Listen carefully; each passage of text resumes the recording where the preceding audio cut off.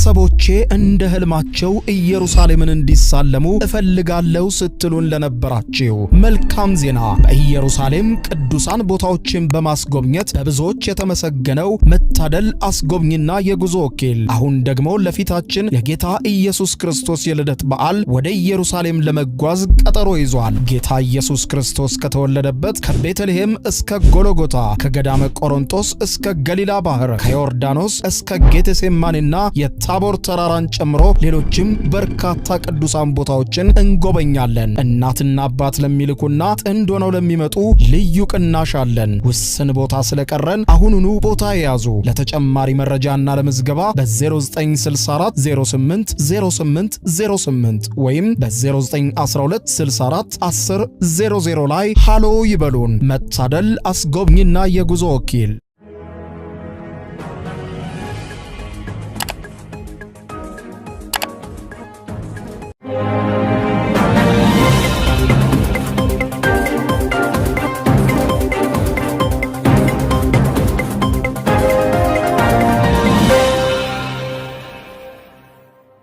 ጤና ይስጥልኝ ክቡራትና ክቡራን የዩቲዩብ ቻናል ቤተሰቦች፣ ሰበር ዜና ከወደ ካሪቢያን ደሴቶች እየተሰማ ነው። አሜሪካ የቬንዙዌላን የአየር ክልል ሙሉ በሙሉ መዝጋቷን አውጃለች። በቀጣዮቹ 48 ሰዓታት ውስጥ በቬንዙዌላ ከባድ የአየር ድብደባ ልታደርስ ትችላለች ተብሎ ተሰግቷል። በቬንዙዌላ ሰማይ ሲበሩ የነበሩ አውሮፕላኖችም አሁን ቆመዋል። በሌላ በኩል ደግሞ ቬንዙዌላም እንዲሁም የሚሳኤል መቃወሚያዎቿን፣ ታንኮቿን በአጠቃላይ ከተማዋን እንደተቆጣጠሩ ተገልጿል። የቬንዙዌላው ፕሬዝዳንትም ወደ ጦርነት እየገባን ነው ሲሉ ህዝቡ በተጠንቀቅ እንዲቆምና ጥቃት ሊከፈትባቸው እንደሆነ በቴሌቪዥን በግልጽ አውጀው ከአሜሪካ ጋር ልንዋጋ ነው ብለዋል። አሜሪካው ፔንታጎን የወጡ መረጃዎችም እንደሚያመለክቱት የሀገሪቱ የጦር መርከቦች ከመቼውም ጊዜ በላይ በተጠንቀቅ እንዲሆኑና በቀጣዮቹ ሰዓታት ውስጥ የሚሰጧቸውን ትዕዛዞች እንዲጠብቁም ትዕዛዝ ተሰጥቷቸዋል። ይህንን በተመለከተ ከፍተኛ ትኩሳት እየተሰማ ነው። ከወደ አሜሪካ በካሪቢያን ቀጠና ውጥረቱ ቀጥሏል። ይህንን በተመለከተ አሁን የተሰሙ ሰበር መረጃዎችን አስደምጣችኋለሁ። አብረን እንከታተለው። በቅድሚያም አሜሪካም በቬንዙዌላ ላይ ከባድ ወታደራዊ እርምጃ ለመውሰድ መቁረጧ ተሰማ። የአሜሪካው ፕሬዝዳንት ዶናልድ ጄ ትራምፕ የቬንዙዌላ የአየር ክልል ሙሉ በሙሉ ለበረራ ዝግ መሆኑን አወጁ። ተዋጊ ጀቶቻቸውን በተጠንቀቅ ወደ ቬንዙዌላ ድንበር እንዲቀርቡ ትዕዛዝ ሰጡ።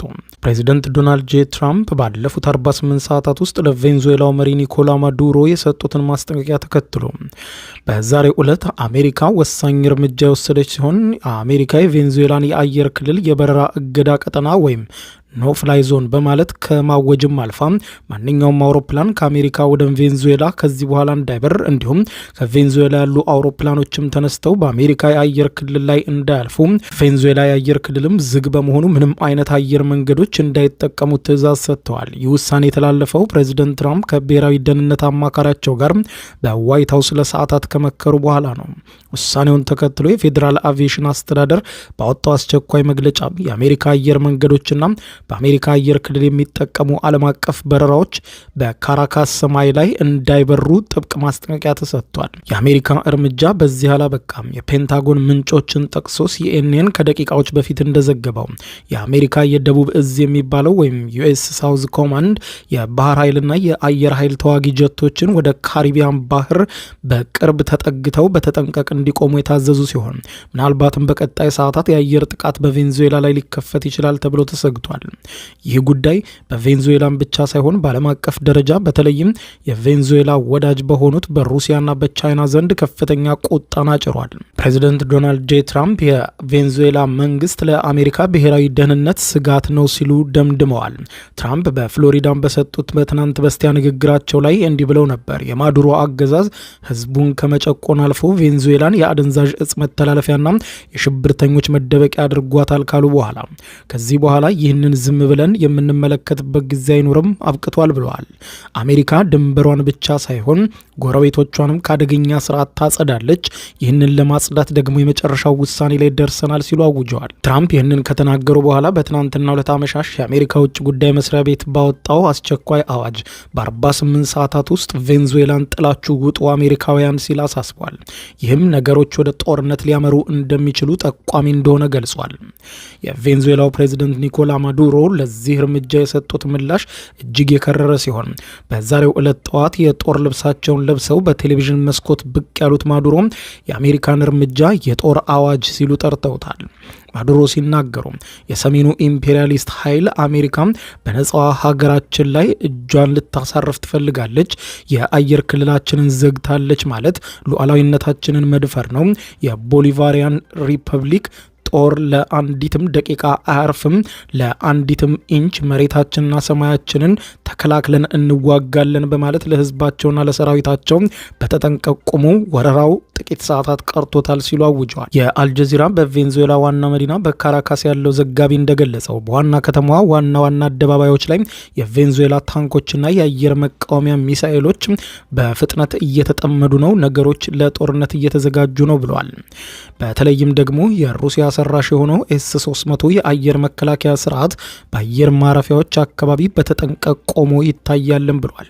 በቬንዙዌላ ሲሞን ቦሊቫር ዓለም አቀፍ አየር ማረፊያም በአሁኑ ሰዓት ሙሉ በሙሉ ጭር ብሏል። የአውሮፕላን አየር መንገዶች ማለትም ኤር ፍራንስ እንዲሁም ኤቤሪያ የአሜሪካ ማስጠንቀቂያ በመስማት በረራዎቻቸው ሙሉ በሙሉ ሰርዘዋል ብሏል። በመቶዎች የሚቆጠሩ መንገደኞች በቀጣዮቹ ሰዓታት ምን ሊፈጠር እንደሚችል ስለማያውቁ በመስጋት በአየር ማረፊያ ውስጥ ይገኛሉ ብሏል። ይህ ጉዳይ በአሜሪካና በቬንዙዌላ ብቻ የሚያበቃ እንዳይደለም ታላላቅ የዓለም ሀገራት መግለጫቸውን እየገለጹ ነው። ሩሲያ ሁኔታውን በቀላል እንደማትመለከተው ገልጻ አስቸኳይ መግለጫ አውጥታለች። የሩሲያ ቀዩ ቤተመንግስት ክሬምሊን ቃል አቀባይ ዲሚትሪ ፔስኮቭ ከደቂቃዎች በፊት ከሞስኮ በሰጡት መግለጫ የአሜሪካ እርምጃ አደገኛና ሕገወጥ ብለውታል። ሩሲያን ለቬንዙዌላ የምታደርገውን ድጋፍ አታቋርጥም ሲሉ ቃል አቀባዩም አሜሪካ በእሳት እየተጫወተች ነው፣ በቬንዙዌላ ላይ የሚደረግ ማንኛውም ወታደራዊ ወረራ ለቀጠናው መረጋጋት የከፋ ውጤት ይኖረዋል ሲሉ አስጠንቅቀዋል። አንዳንድ ወታደራዊ ተንታኞች እንደሚሉት ሩሲያ የጦር መርከቦቿን ወደ አካባቢው በፍጥነት ልታንቀሳቀስ ትችላለችም ተብሏል። ይህ ዜና እንደተሰማም በዓለም አቀፍ ደረጃ የነዳጅ ገበያ በከፍተኛ ሁኔታ ተናውጧል። ቬንዙዌላም በዓለም ትልቁን የነዳጅ ክምችት የያዘች ሀገር እንደመሆኗ ውጥረቱ የነዳጅ አቅርቦቱን ያስተጓጉሏል የሚል ከባድ ስጋት አለ። የባሬንት ነዳጅ ዋጋም በዛሬው ዕለት በ5 በመቶ ጭማሪ አሳይቷል። ይህ የዋጋ ንረት ለዓለም ኢኮኖሚ በተለይም ነዳጅ ገብ ለሆኑ ሀገራት ራስ ምታት መፍጠሩ ይታወቃል። በወታደራዊ ሳይንስ እይታ የአሜሪካ እርምጃ ምን ማለት ነው የሚለውን ስታይ ደግሞ አንድ ሀገር የሌላን ሀገር የአየር ክልል ስትዘጋ ወይም ብሎኬድ ስታደርግ ቀጥሎ የሚመጣው ወታደራዊ እርምጃ እንደሚሆን እርግጥ ነው። የአሜሪካ የባህር ኃይል መርከቦች በኩራካኦና በአሩባ ደሴቶች አቅራቢያ ከቬንዙዌላ በቅርብ ርቀት እየተንቀሳቀሱ አድፍጠው መሆናቸውን በሳተላይት ምስሎች ተረጋግጧል። አሁን ያለው ስጋት የቬንዙዌላ የአየር ኃይል የአሜሪካ አውሮፕላኖችን ለመጥለፍ ቢሞክር ምን ይፈጠራል የሚለው ነው። አንዲት ጥይት ከተተኮሰች ነገሮች ከቁጥጥር ውጭ ሊወጡ እንደሚችሉ ተነግሯል። በሌላ በኩል ከቬንዙዌላ ወደ አሜሪካ የሚፈልሰው የስደተኞች ቁጥር በዚህ ውጥረት ምክንያት በከፍተኛ ሁኔታ ሊጨምር እንደሚችል ይሰጋል።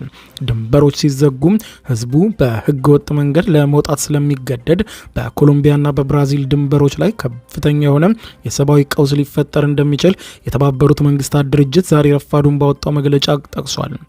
በማጠቃለያውም ፕሬዚደንት ትራምፕ የቬንዙዌላን የአየር ክልል በመዝጋት የጀመሩት ይህ እርምጃ ከፍተኛ ጫና የመፍጠር ስትራቴጂክ አካል ብቻ ሳይሆን ለጦርነት እንደቆረጡ የሚያሳይ ሲሆን በቀጣዮቹ 48 ሰዓታት ምናልባትም በደቡብ አሜሪካ ጦርነት ሊፈነዳ ይችላል። ያ ጦርነት ደግሞ በካሪቢያን ቀጠና ሁሉም ከፍተኛ ችግር ሊያስከትል እንደሚችልም ተገምቷል። ይህ በዚህ እንዳለ አሜሪካ ከየትኛውም ሀገር ዜጎች የሚመጡ የጥገኝነት ጥያቄዎችን ሙሉ በሙሉ እንዳገደችም ማስታወቃለች።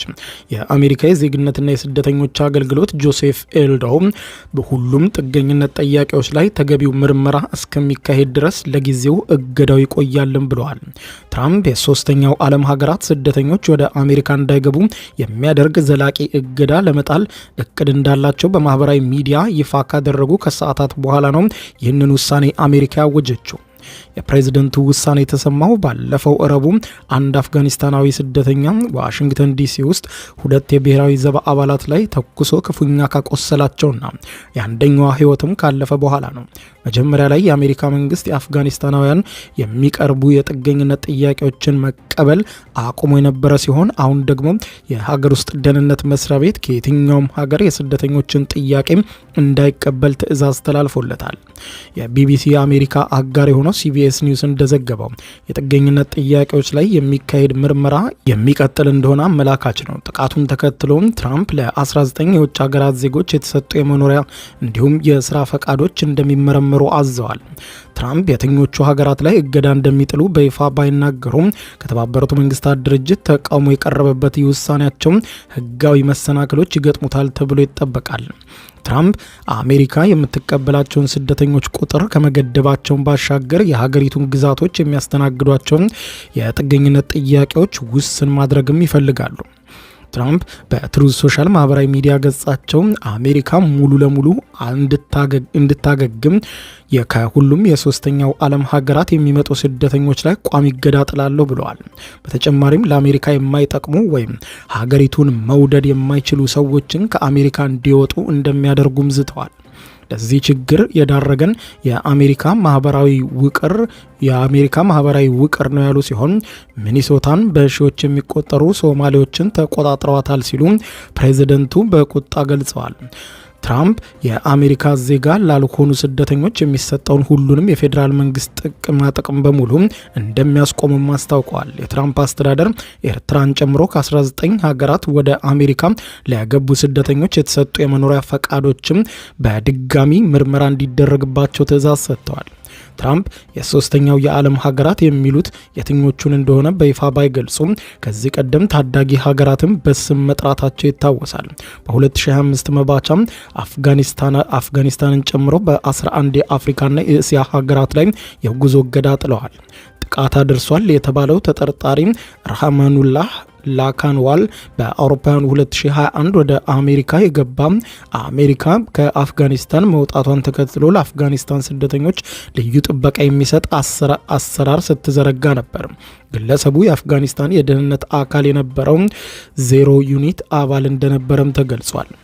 ፕሬዚደንት ትራምፕ በዋይት ሀውስ የብሔራዊ ዘብ አባላት ላይ የተፈጸመውን ጥቃት ትልቅ የብሔራዊ ደህንነት ስጋት መሆኑን አውጀዋል። የተባበሩት መንግስታት ድርጅት አሜሪካ የስደተኞችና ጥገኝነት ጠያቂዎችን መብት የሚያስጠብቁ ዓለም አቀፍ ሕግጋትን እንድትጠብቅም አሳስቧል። የአሜሪካ የደህንነት ጠበቆች ማህበር ፕሬዚደንት ጀርሚ ማክኒ እንዳሉት ከሆነ ትራምፕ የደረሰውን ጥቃት እንደ ሽፋን በመጠቀም ጸረ ስደተኛ እርምጃን መውሰድ ይፈልጋሉ ሲል ተችቷል። እንዲህ ያሉ ክስተቶች የቆዳ ቀለምን ወይም ዜግነትን አይመለከቱም ብለዋል። ክቡራን አድማጮች ለሰዓቱ ብታደምጧቸው መልካም ናቸው ያልኳቸው አጫጭር መረጃዎች የሰማችኋቸው ናቸው። ከሰዓታት በኋላ በሌላ መረጃ ተመልሰን እስከምንገናኝ በያለንበት የዓለም ዳር ቸር እንቆይ።